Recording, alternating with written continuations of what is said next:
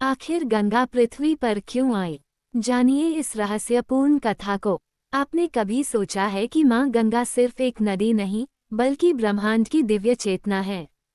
आज हम जानेंगे गंगा के जन्म की वो अद्भुत कथा जिसे जानकर आपकी आत्मा भी पवित्र हो जाए। तो आइए माँ गंगा के बारे में विस्तार से जानते हैं। प्राचीन काल में जब पृथ्वी पापों से भाराक्रांत थी, तब एक महापुरुष भागीरथ ने तपकर स्वर्ग से गंगा को पृथ्वी पर लाने का संकल्प लिया। ये केवल जल की एक धारा नहीं थी, बल्कि स्वर्ग की पवित्रतम धारा, जो पितरों को मोक्ष दिलाने हेतु उतरी। गंगा का जन्म ब्रह्मलोक में हुआ था। वह ब्रह्मा जी के कमंडल से निकली और भगवान विष्णु के चरणों को धोकर दिव्यता से भर गईं। यही कारण है कि उन्हें विष्णुपदी कहा गया। लेकिन पृथ्वी पर उनका आना इतना सरल नहीं था। उनकी तेज धारा से पृथ्वी का विनाश निश्चित था। तब भगवान शिव ने उन्हें अपनी जटाओं में समेटा और धीरे धीरे पृथ्वी पर प्रवाहित किया। अब हम आप लोगों को इस कहानी को विस्तार से बताते हैं। इस पूरी कहानी को जानने के लिए वीडियो के अंत तक जरूर बने रहें। तो आइए चलते हैं इस कहानी की ओर। ऋषि विश्वामित्र ने कहा, वत्स राम, तुम्हारी ही अयोध्यापुरी में सगर नाम के एक राजा थे। वे पुत्रहीन थे। सगर की पटरानी का नाम केशिनी था, जो कि विदर्भ प्रांत के राजा की पुत्री थी। केशिनी रूपवती, धर्मात्मा और सत्यप्रायण थी। सगर की दूसरी रानी का नाम था सुमति, जो राजा अरिष्टनेमि की कन्या थी। महाराज सगर अपनी दोनों रानियों को लेकर हिमालय के भृगु प्रस्रवण नामक प्रांत में गए और पुत्र प्राप्ति के लिए तपस्या करने लगे। उनकी तपस्या से महर्षि भृगु प्रसन्न हुए और उन्हें वर दिया कि तुम्हें अनेक पुत्रों की प्राप्ति होगी। दोनों रानियों में से एक का केवल एक ही पुत्र होगा, जो कि वंश को बढ़ाएगा, और दूसरी के 60,000 पुत्र होंगे। केशिनी ने वंश को बढ़ाने वाले एक पुत्र की कामना की और गरुड़ की भगिनी सुमति ने 60,000 बलवान पुत्रों की। कुछ काल के पश्चात रानी केशिनी ने असमंज नामक पुत्र को जन्म दिया। रानी सुमति के गर्भ से एक तूंबा निकला, जिसे फोड़ने पर छोटे छोटे 60,000 पुत्र निकले। उन सबका पालन पोषण घी के घड़ों में रखकर किया गया। तारांकन कालचक्र व्यतीत होते गया और सभी राजकुमार युवा हो गए। सगर का ज्येष्ठ पुत्र असमंज बड़ा दुराचारी था और उसे नगर के बालकों को सरयू नदी में फेंककर उन्हें डूबते हुए देखने में बड़ा आनंद आता था। इस दुराचारी पुत्र से दुखी होकर सगर ने उसे अपने राज्य से निर्वासित कर दिया। असमंज के अंशुमान नाम का एक पुत्र था। अंशुमान अत्यंत सदाचारी और पराक्रमी था। एक दिन राजा सगर के मन में अश्वमेघ यज्ञ करवाने का विचार आया। शीघ्र ही उन्होंने अपने इस विचार को कार्यरूप में परिणत कर दिया। राम ने ऋषि विश्वामित्र से कहा, गुरुदेव, मेरी रुचि अपने पूर्वज सगर की यज्ञ गाथा को विस्तारपूर्वक सुनने में है। अतः कृपा करके इस वृतांत को पूरा सुनाइए। राम के इस प्रकार से जिज्ञासा व्यक्त करने पर ऋषि विश्वामित्र प्रसन्न होकर कहने लगे, राजा सगर ने हिमालय एवं विंध्याचल के बीच की हरितिमायुक्त भूमि पर एक विशाल यज्ञ मंडप का निर्माण करवाया। फिर अश्वमेघ यज्ञ के लिए श्यामकर्ण घोड़ा छोड़कर उसकी रक्षा के लिए पराक्रमी अंशुमान को सेना के साथ उसके पीछे पीछे भेज दिया। यज्ञ की संभावित सफलता के परिणाम की आशंका से भयभीत होकर इंद्र ने एक राक्षस का रूप धारण किया और उस घोड़े को चुरा लिया। घोड़े की चोरी की सूचना पाकर सगर ने अपने 60,000 पुत्रों को आज्ञा दी कि घोड़ा चुराने वाले को पकड़कर या मारकर घोड़ा वापस लाओ। पूरी पृथ्वी में खोजने पर भी जब घोड़ा नहीं मिला तो इस आशंका से कि किसी ने घोड़े को तहखाने में न छुपा रखा हो, सगर के पुत्रों ने संपूर्ण पृथ्वी को खोदना आरंभ कर दिया। उनके इस कार्य से असंख्य भूमितल निवासी प्राणी मारे गए। खोदते खोदते वे पाताल तक जा पहुँचे। उनके इस नृशंस कृत्य के विषय में देवताओं ने ब्रह्मा जी को बताया तो ब्रह्मा जी ने कहा कि ये राजकुमार क्रोध एवं मद में अंधे होकर ऐसा कर रहे हैं। पृथ्वी की रक्षा कर दायित्व कपिल ऋषि पर है, इसलिए वे इस विषय में अवश्य ही कुछ न कुछ करेंगे। पूरी पृथ्वी को खोदने के बाद भी जब घोड़ा और उसको चुराने वाला चोर नहीं मिला तो निराश होकर राजकुमारों ने इसकी सूचना अपने पिता को दी। क्रुद्ध सगर ने आदेश दिया कि घोड़े को पाताल में जाकर ढूंढो। पाताल में घोड़े को खोजते खोजते वे सनातन वसुदेव कपिल के आश्रम में पहुंच गए। उन्होंने देखा कपिलदेव तपस्या में लीन हैं और उन्हीं के पास यज्ञ का वह घोड़ा बंधा हुआ है।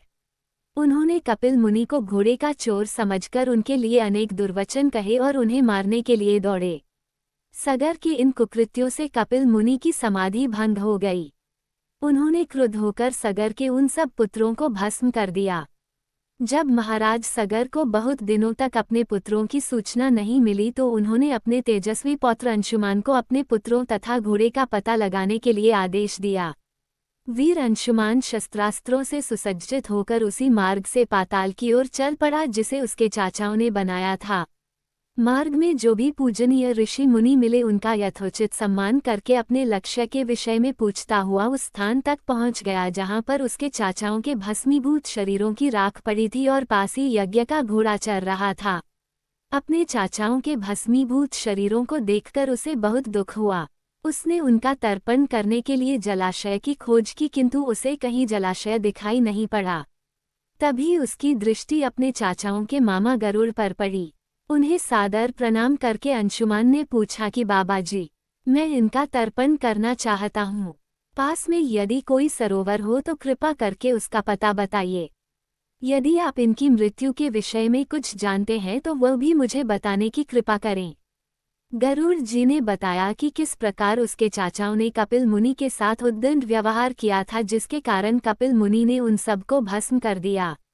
इसके पश्चात गरुड़ जी ने अंशुमान से कहा कि ये सब अलौकिक शक्ति वाले दिव्य पुरुष के द्वारा भस्म किए गए हैं, अतः लौकिक जल से तर्पण करने से इनका उद्धार नहीं होगा। केवल हिमालय की ज्येष्ठ पुत्री गंगा के जल से ही तर्पण करने पर इनका उद्धार संभव है। अब तुम घोड़े को लेकर वापस चले जाओ जिससे कि तुम्हारे पितामह का यज्ञ पूर्ण हो सके। गरुड़ जी की आज्ञानुसार अंशुमान वापस अयोध्या पहुंचे और अपने पितामह को सारा वृतांत सुनाया। महाराज सगर ने दुखी मन से यज्ञ पूरा किया। वे अपने पुत्रों के उद्धार करने के लिए गंगा को पृथ्वी पर लाना चाहते थे, पर ऐसा करने के लिए उन्हें कोई भी युक्ति न सूझी। थोड़ा रुककर ऋषि विश्वामित्र ने कहा, महाराज सगर के देहांत के पश्चात अंशुमान बड़ी न्यायप्रियता के साथ शासन करने लगे। अंशुमान के परम प्रतापी पुत्र दिलीप हुए। दिलीप के वयस्क हो जाने पर अंशुमान दिलीप को राज्य का भार सौंपकर हिमालय की कंदराओं में जाकर गंगा को प्रसन्न करने के लिए तपस्या करने लगे, किंतु उन्हें सफलता नहीं प्राप्त हो पाई और उनका स्वर्गवास हो गया।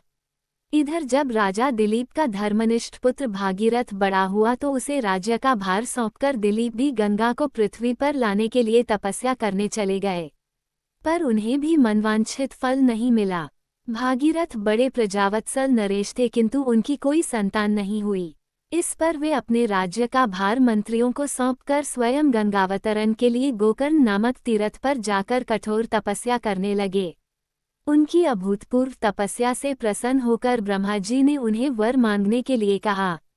भागीरथ ने ब्रह्मा जी से कहा कि हे प्रभो, यदि आप मुझ पर प्रसन्न हैं तो मुझे यह वर दीजिए कि सगर के पुत्रों को मेरे प्रयत्नों से गंगा का जल प्राप्त हो जिससे कि उनका उद्धार हो सके।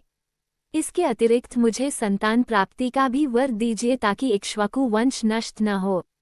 ब्रह्मा जी ने कहा कि संतान का तेरा मनोरथ शीघ्र ही पूर्ण होगा, किंतु तुम्हारे मांगे गए प्रथम वरदान को देने में कठिनाई यह है कि जब गंगा जी वेग के साथ पृथ्वी पर अवतरित होंगी तो उनके वेग को पृथ्वी संभाल नहीं सकेगी। गंगा जी के वेग को संभालने की क्षमता महादेव जी के अतिरिक्त किसी में भी नहीं है। इसके लिए तुम्हें महादेव जी को प्रसन्न करना होगा। इतना कहकर ब्रह्मा जी अपने लोक को चले गए। भागीरथ ने साहस नहीं छोड़ा। वे 1 वर्ष तक पैर के अंगूठे के सहारे खड़े होकर महादेव जी की तपस्या करते रहे। केवल वायु के अतिरिक्त उन्होंने किसी अन्य वस्तु का भक्षण नहीं किया। अंत में इस महान भक्ति से प्रसन्न होकर महादेव जी ने भागीरथ को दर्शन देकर कहा कि हे भक्त श्रेष्ठ, हम तेरी मनोकामना पूरी करने के लिए गंगा जी को अपने मस्तक पर धारण करेंगे। इसकी सूचना पाकर विवश होकर गंगा जी को सुरलोक का परित्याग करना पड़ा। उस समय वे सुरलोक से कहीं जाना नहीं चाहती थी, इसलिए वे यह विचार करके कि मैं अपने प्रचंड वेग से शिव जी को बहाकर पाताल लोक ले जाऊंगी, वे भयानक वेग से शिव जी के सिर पर अवतरित हुईं। गंगा के इस वेगपूर्ण अवतरण से उनका अहंकार शिव जी से छुपा न रहा। महादेव जी ने गंगा की वेगवती धाराओं को अपने जटाजूट में उलझा लिया। गंगा जी अपने समस्त प्रयत्नों के बाद भी महादेव जी के जटाओं से बाहर न निकल सकीं। गंगा जी को इस प्रकार शिव जी की जटाओं में विलीन होते देख भागीरथ ने फिर शंकर जी की तपस्या की। भागीरथ के इस तपस्या से प्रसन्न होकर भगवान शंकर ने गंगा जी को हिमालय पर्वत पर स्थित बिंदुसर में छोड़ा। छूटते ही गंगा जी 7 धाराओं में बट गईं। गंगा जी की 3 धाराएं हलादिनी, पावनी और नलिनी पूर्व की ओर प्रवाहित हुईं। सुचिक्षु, सीता और सिंधु नाम की 3 धाराएं पश्चिम की ओर बहीं और 7वीं धारा महाराज भागीरथ के पीछे पीछे चली। जिधर जिधर भागीरथ जाते थे उधर उधर ही गंगा जी जाती थीं। स्थान स्थान पर देव, यक्ष, किन्नर, ऋषि मुनि आदि उनके स्वागत के लिए एकत्रित हो रहे थे। जो भी उस जल का स्पर्श करता था भव बाधाओं से मुक्त हो जाता था। चलते चलते गंगा जी उस स्थान पर पहुंची जहां ऋषि जहनु यज्ञ कर रहे थे। गंगा जी अपने वेग से उनके यज्ञशाला को संपूर्ण सामग्री के साथ बहाकर ले जाने लगी। इससे ऋषि को बहुत क्रोध आया और उन्होंने क्रुद्ध होकर गंगा का सारा जल पी लिया। ये देखकर समस्त ऋषि मुनियों को बड़ा विस्मय हुआ और वे गंगा जी को मुक्त करने के लिए उनकी स्तुति करने लगे। उनकी स्तुति से प्रसन्न होकर जहनु ऋषि ने गंगा जी को अपने कानों से निकाल दिया और उन्हें अपनी पुत्री के रूप में स्वीकार कर लिया। तब से गंगा जाह्नवी कहलाने लगी। इसके पश्चात वे भागीरथ के पीछे चलते चलते समुद्र तक पहुंच गईं और वहां से सगर के पुत्रों का उद्धार करने के लिए रसातल में चली गईं। उनके जल के स्पर्श से भस्मीभूत हुए सगर के पुत्र निष्पाप होकर स्वर्ग गए। उस दिन से गंगा के 3 नाम हुए, त्रिपथगा, जाह्नवी और भागीरथी। यदि ये वीडियो आप लोगों को अच्छा लगा हो तो मेरे चैनल को सब्सक्राइब तथा वीडियो को लाइक कर दीजिए। साथ ही कमेंट में बताएगा कि आपको यह वीडियो कैसा लगा। Thanks for watching my video.